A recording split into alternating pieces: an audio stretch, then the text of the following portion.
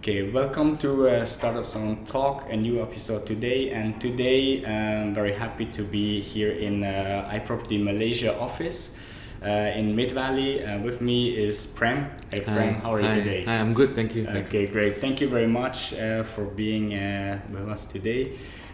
Thanks for your time. You're the GM of Customer Data Solutions at REA Group Asia. And more important, for me at least, you're the founder of Brickz.my, which was acquired by iProperty and later by the REA Group. That's right. We come back to that a little bit later. But first, of course, like as always, we want to know who you are, what's your background, where you're from, where you went to school. Oh, okay, yeah, sure. So I'm basically a thoroughbred Malaysian. So I was born in Malaysia in a town called Kuantan, which is in the east coast of the peninsula of Malaysia. It's a small town, but it's a beachside town.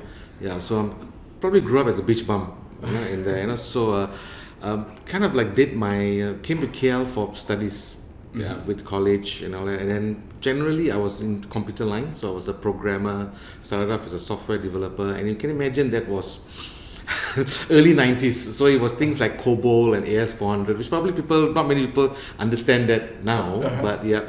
But eventually I decided to further my studies, and that time in the 90s, right, there were no things like, you can't do degrees in Malaysia. It's called twinning programs, so you got to do 2 years in Malaysia and then you got to finish your final year in another country.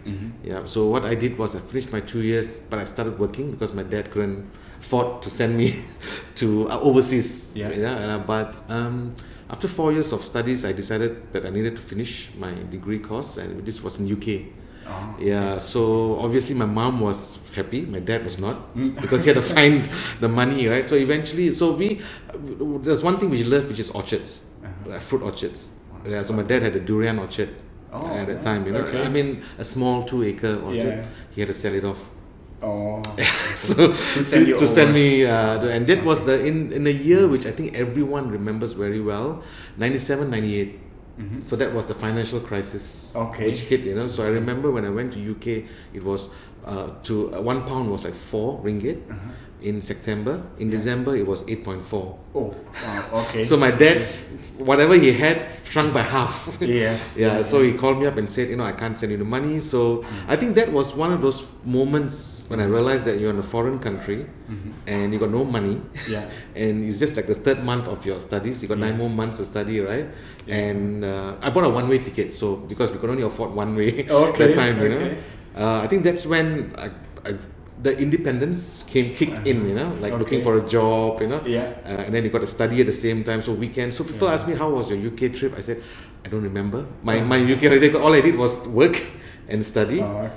So what was your work? What kind of jobs did you do? No, it was actually kind of like a tele-sales person, with your headphones and you take orders from this. Its company is called Cable and Wireless.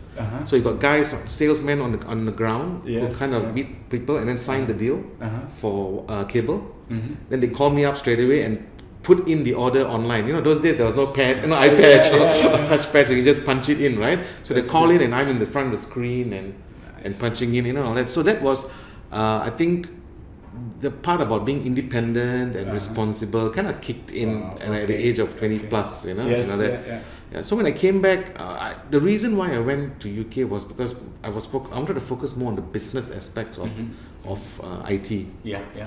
But when I came back, unfortunately, I got back a programmer job in the insurance company. But 2000 was the kind of like the change, where the .com era kicked in, and I joined one of those .com companies as well, and that was where the passion for web and digital and started at that time in 2000. And it was still modems, with the funny sounds and all that.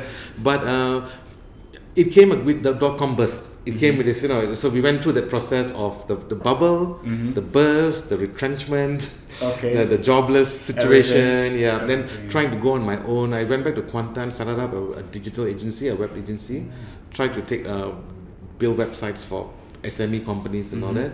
That didn't turn out well because I knew the difference. That's when I learned the difference between a company which takes out their own money versus a company which spends money which is budgeted. by the company. So if it's a company where everything it's their own money, right? It's quite difficult to kind of like justify why you want to build a website. This was in 2000. Yeah. So I decided to come back to KL and kind of like, you know what, I need to learn more about agencies and web and stuff, right? And that's when I joined a big web agency as a project manager, picked up all the how to deal with corporates and all that, And in 2004, I came out and decided to open up my own web agency. Oh, okay. Yeah. Cool, so nice. so I learned the trade. I said, okay, this is how you need to deal with big companies. You have 2 big accounts and you're good to go. Instead of like 15 or 20 small ones, and got my staff in and everything, and I was running it for about 12 years. Wow, since up to 2014. Yeah. And it was not many clients, but prominent clients: Petronas, Microsoft, RHB Bank, Hong Yong Bank. So it was quite fun. But I think probably around the 40s, I kind of visioned that I don't think I'm going to be like doing creative and until I'm 50 or 55, because the thing about agencies, right, it's the hours are terrible, right? So it's everything. It's 24 hours or tomorrow or today, and I think I got a bit tired in that sense, and we decided to think about long term, about retirement plans, because we were earning money, but we were not investing it wisely. And that's when the idea of let's invest in properties. Maybe we should think about long term. And think let's try properties. Maybe I can retire early and start managing properties. That was the whole idea. I want to move something else, because I was getting a bit frustrated with client servicing. It's very tiring, especially creative, right? When people come to you and say, Prem, that blue is not blue enough, or that round is not round enough. You can't, after 15 years, right? You just can't handle that anymore. So we started that with any other knowledge, concept learning, right? Which we do. When it came to property, we did what we would do, which most people would do as well, to learn as much as possible. So the library deck books became property books. We started going for courses. There was a lot of property gurus at that time, which gives courses on how to invest and all that. And it was not cheap. They were like 4,000 ringgit per person, 3 days courses. The benefit of this later I'll explain. But the point is, when I got into this, one of the benefit was I got to know a lot of people in property. Right? I started joining property groups, and then we started going to even Australia, Cambodia, they kind of look at properties, and all that. And the mind opened up, right? Because you're not just in Malaysia, and then and we kind of use like, this is how you buy properties in a country. But when you leave, when you go to elsewhere and you experience different things, right? And this was in Brisbane or Gold Coast in Australia, and the agent came and gave me a folder, and I flipped and I said, what is this? Oh, this is about the property. And I flipped through it, and there's a section called past transactions. I mean, like, say, what is this? Oh, this is sold data, properties which were sold in this area in the last 1 year. And this is the property which I'm going to buy. And the comparison. So compare, right? I was like, this is amazing. It's amazing. So when I came back and inquired about this, no one had ever heard of transacted property prices in Malaysia. So when I spoke to some of the investors and some of the property gurus out there, they said, this will be something really good for Malaysia. And then they said, so why can't you do it? Because you can't. The government doesn't allow.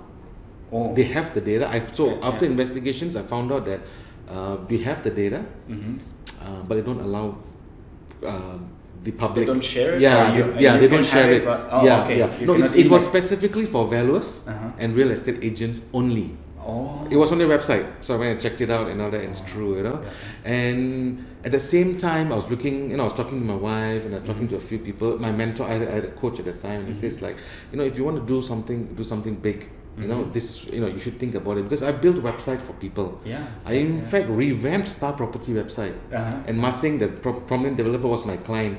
So if you can do all this, why not do something on your own? And after that research, I found out that one of the biggest problems in Malaysia was the visibility of this transacted property prices. So that's how from that point, to answer your question, it's kind of like a combination of my history, who I am, and also to the point where that was the decision. So you combine basically your profession, what you did, the web-based things, with your new interest, the properties. You put that together, and then you founded Correct. A lot of the stakeholders in the industry looked at me as the person who, like, you know what, you had the capability and the resources to actually build something because you've done it before, you know. So that's amazing. Okay, so I get the point already how you came up with the idea. So again, Brickz.my was the web page that you launched. Yes. And I read that it brought the values for homeowners and investors and real estate agents by providing them reliable and accurate property prices in Malaysia. Right? Yes. That sounds simple, but I mean, you have to have the idea, of course. Yes. How you get to the idea, amazing.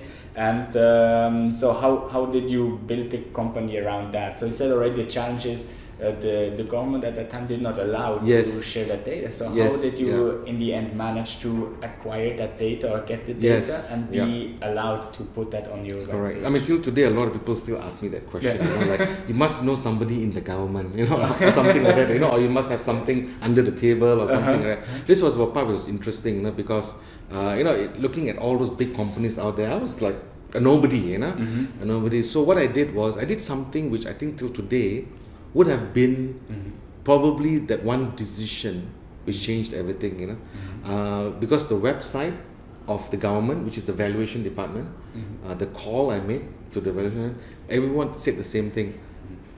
No, you cannot get the data unless you're a valuer. You know, so I put the phone down and I saw the replies from the emails and I saw the website, and that one decision I made, I decided to drive down to that department. So this department, the HQ is in Putrajaya, right, under the Ministry of Finance, but they have branches. Each district, the branch collects the data for that district. So so I stay in Subang Jaya, right? So the closest branch to me was Shah Alam, which was a 20-minute drive, you know. So I got the address and all that. I said, you know what, I'm just going to drive down, and they had this thing called a counter, where valuers can go and buy the data by showing the valuers. So I went to the counter, and this lady was there. I said, yes, can I buy transacted data? Yeah. And I went like, so I was like, okay. I said, what do you want? I said, what can I get? I said, I mean, do you want all the data?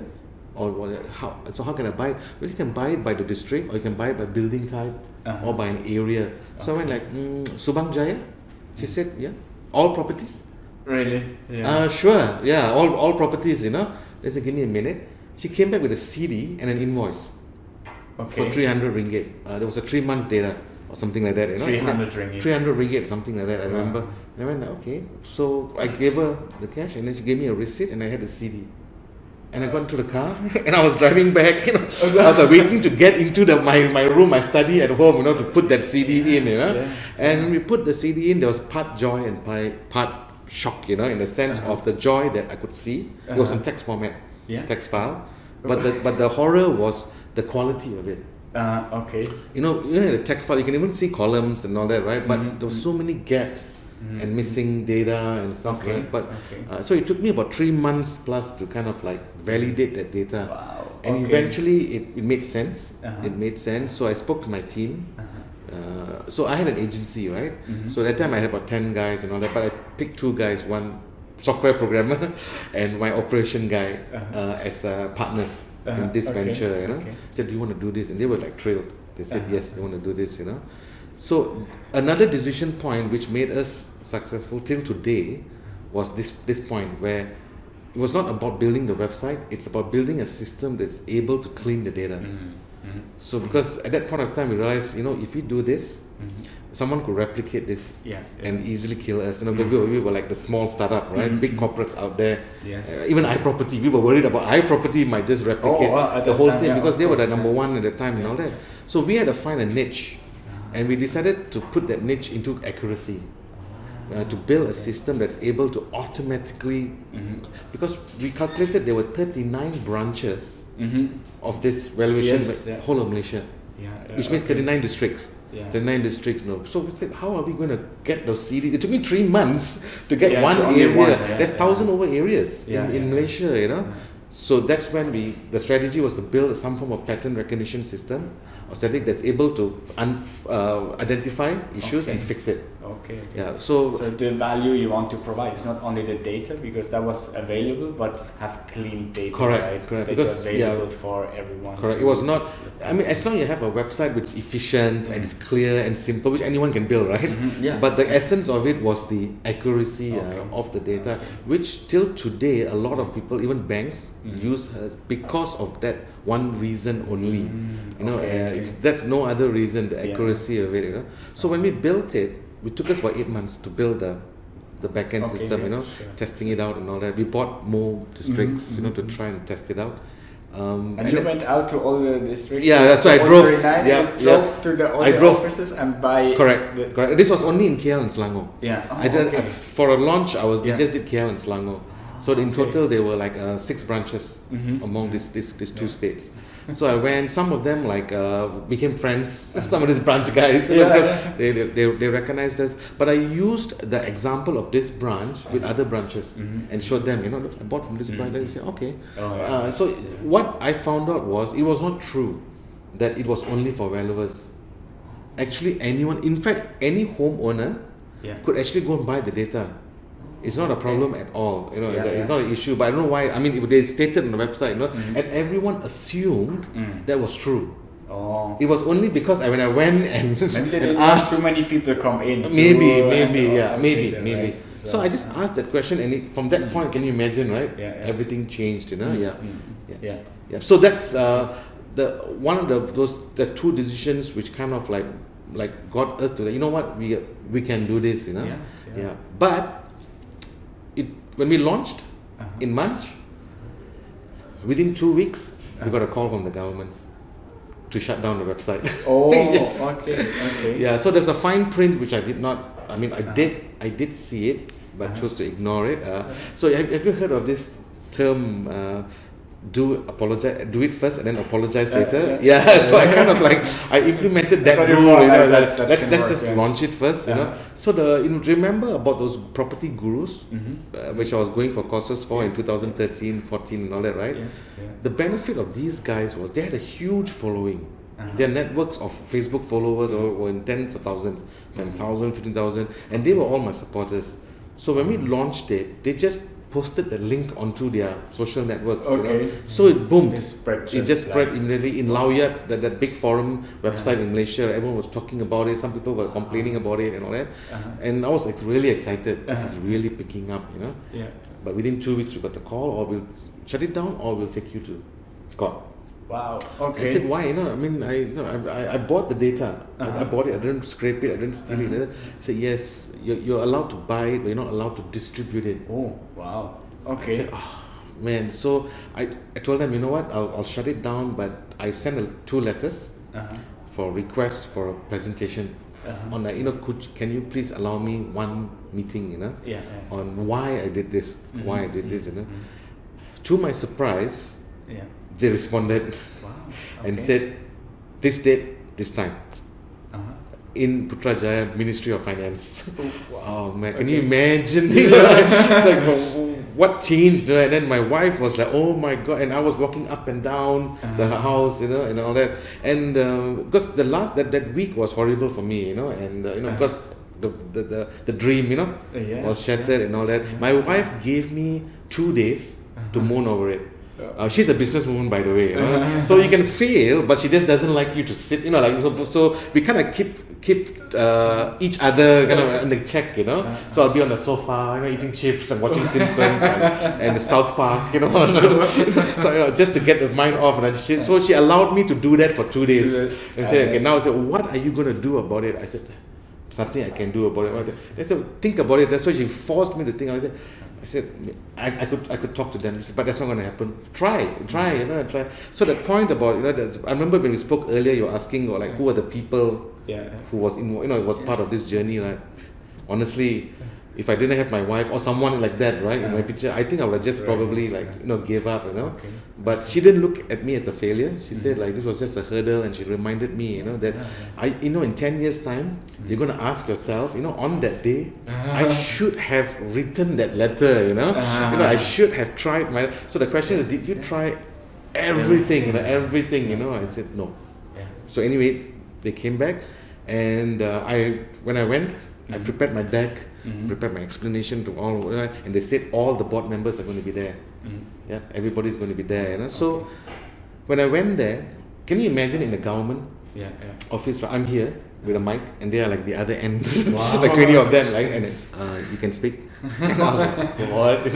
I was so nervous, but when I started, then it started flowing through and all that.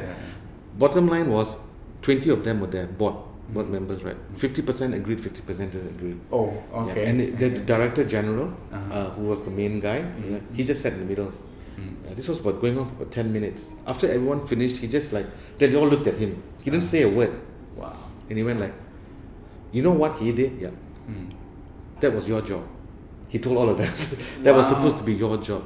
Because it was the government's job to create awareness about this kind of data, And I've been telling you all this for the last 10 years. He did exactly what you all are supposed to do. And then he told me, Prem, do you know why we called you here and why you asked you to shut down? Because they received letters of complaint from valuers.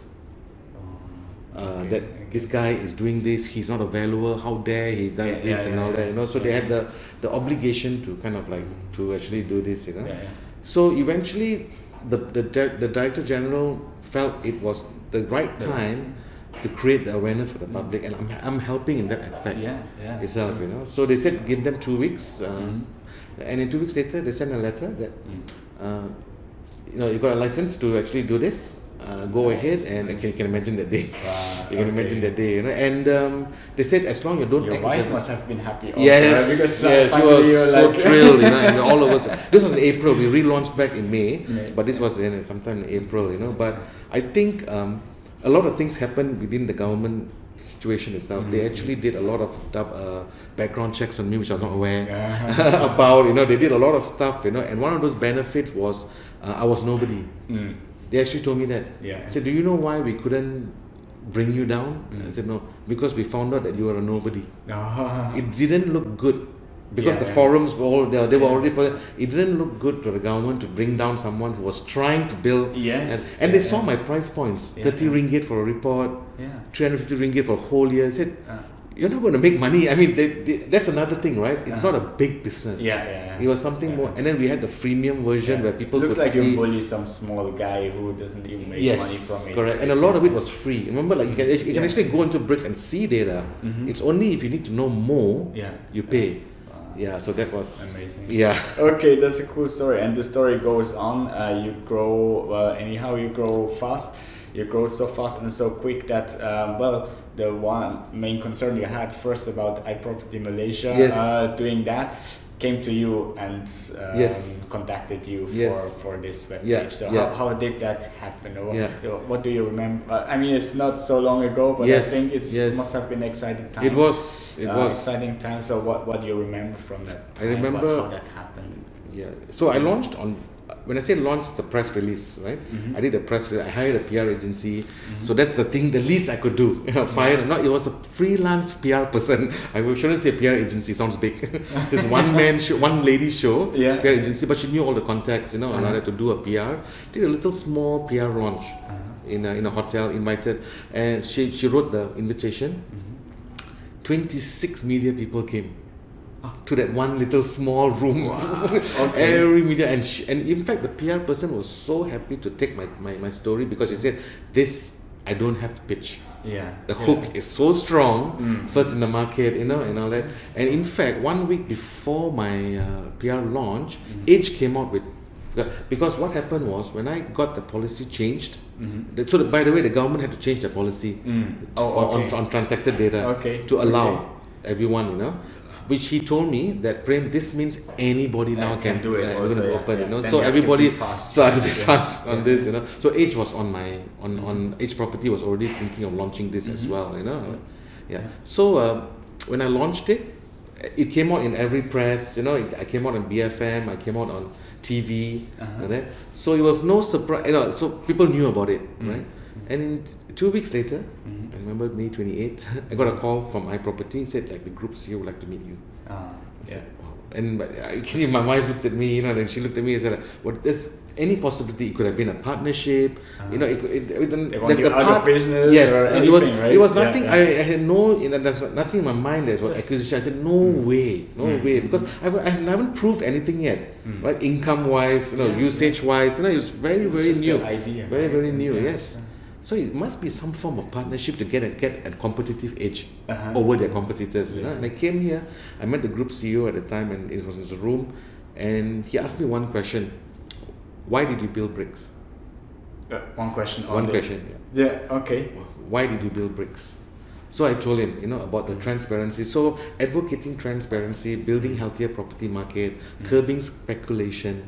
That was all in the context, you know, and all that, and then honestly, just doing this without even doing any due diligence on accuracy. So that's what I answered, and I think out of that 5 minutes of explanation, I think about 3 minutes I was talking about accuracy.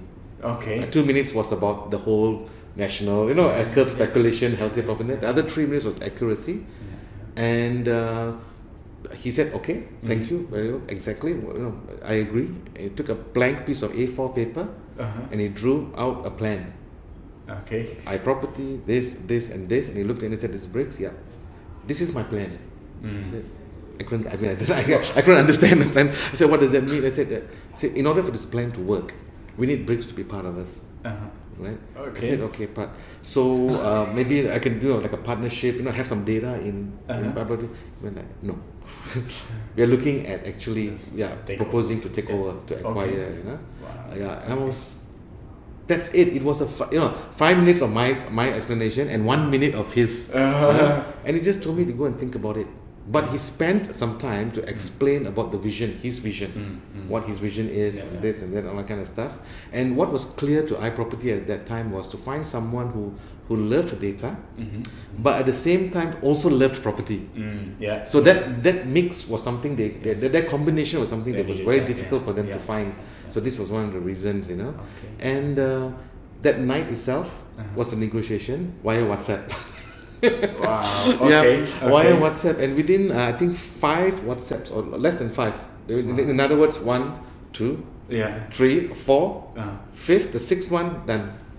Wow. And it's done that night, you know. Same evening. Same evening. Had the talk. Or the talk. I mean, the 5 minutes. Correct. The 5 minutes. I went back. He asked me to think about it and buzz him once I'm ready. If he can by today, you know. So I said okay. And the next day, and then he said, "Prem, thank you, great, everything looks good. I will get my guys to contact you. The due diligence part, the legal came in, you know, all those other processes came in, you know. But can you imagine, May 15 was the launch, right? May 28th, they called me up. I think it was 30th or 31st. I went, right, and that night it was like in 2 weeks, you know. There were reasons why I kind of like agreed to it, but that was the story of iProperty. That's amazing. I see we're already running short of time. Okay. I know I have a lot more questions, but later, I mean, this story itself is already amazing. Later, it was iProperty was acquired by REA Group, but let's stick 1 or 2 more questions to like the acquisition. Like, what was also your thoughts? Like, you had fears, or how was the process for yourself? Because that happened in 1 day, and you launched only 2 weeks before. I mean, that sounds all crazy, right? And it's like, correct. But what was the process you went through in this time? So what really made you decide in the end? That should be the right thing. So I think I knew what I've built was something really valuable, because the validation I got from the government, from bankers, from valuers, you know, this is something really great. And then in fact iProperty saying that this is something really great and all that, right? The reason why I agreed to this, because I knew that a company like iProperty could bring me to the next level. So there is a fear in the sense of course, being in the corporate world is very different. I mean, I've not worn a tie, or, and I've never even used lifts, because I don't have to, right? I mean, I work from home a lot, So this is where, you've got like 600 people in the group wise and all that.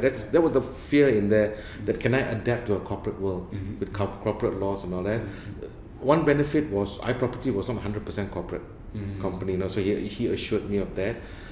They had the beliefs which I did, and I knew that if I went with a company like iProperty, which was number 1, it was not number 2, it was not number 3, these guys are going to bring me not only in Malaysia, they had presence in Singapore and Hong Kong, and I had this vision of like, I've proven myself locally, can I do the same thing regionally? That was your chance, right? Yes, to go out. Yeah. If I were to move up from where I am now, which I've successfully launched in Malaysia, now I needed to see whether I'm able to break cultural barriers and then scale and move up.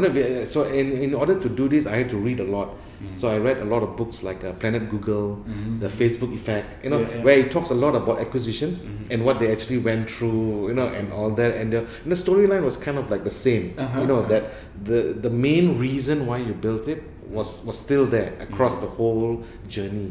Do you ever regret it? No. Because what I believed at that time till today, it's still happening.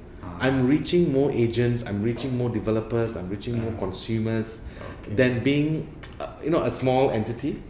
And then compared to where we were talking about 10,000 agents, 300 developer clients, and one meeting, one event, I can meet 500 agents and then get feedback, So in that sense, it's been good. Yeah, that's amazing. So great. I really love that story. Thank you. I'm happy you find the time today to do that. Thank you. It was my pleasure. Appreciate that. Maybe you can give a final sentence to our audience, maybe startuppers or the students.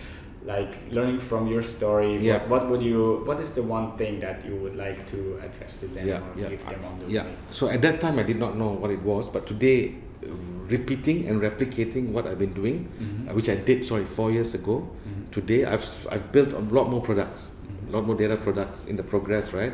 Remembering what I did for the first time, to really, when people speak about use cases, right, or business cases or pain points, this is really, really, really important in the sense like what is the problem that you're trying to solve, right? Is it big enough? Is it really a big enough problem? Because there's so many people who come to me with problems. When you go deeper into it, right, it's kind of superficial problem, it's not really a big problem. So the first part is like, is it a really big problem that you're solving? And number 2, does that problem involve a large enough community? Of people, that you're really solving. If the answer to this 2 is not yes, or maybe, or I'm not really sure, right? I think possibility you might be successful, but I don't know to what extent. But and same time, finding this real problem is not easy, because people. So if it's really a big problem, but I think if it's true. That's really, and whatever solution that you're building, as simple as Brickz, which was just a very simple one data point, one key message, but it solved a huge journey in the property buying process. The final stage where that person doesn't want to take that leap because he doesn't have that confidence to buy, because there's a psychological fear that I am overpaying for this unit. Where my cousin or my brother is going to laugh at me or tell me you're an idiot, and and then someone's going to be like, I think especially first home buyers, that psychological fear was something I really underestimated, and having data points to address this kind of psychological fear is, I think, proved to be very valuable. Amazing. Thank you so much. Thank you. And I hope, thanks for listening first of all and watching. I hope you like the story as much as I did. I really think it's a fantastic story. Thanks again, Prem. Thanks to you, and hope to see you all at the next episode. Thanks. Thank you. Thanks, Prem. Thank you. Bye.